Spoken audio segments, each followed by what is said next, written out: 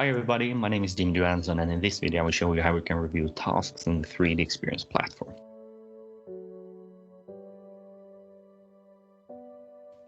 In a community, you can filter the type of content you want to see by clicking any of the colorful icons in the top right corner. If you select the dark blue icon, the third from the left, you will actually filter the community to only display WeDos, in other words, tasks. However, we can take this one step further. If you create a new tab in the dashboard and rename that tab Tasks, you can then drag and drop a 3D Swim application into the new empty tab.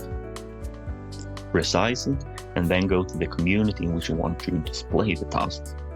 You then activate the WeDos filter, and then click on the arrow pointing downwards at the top right corner of the 3D Swim application and select Preferences.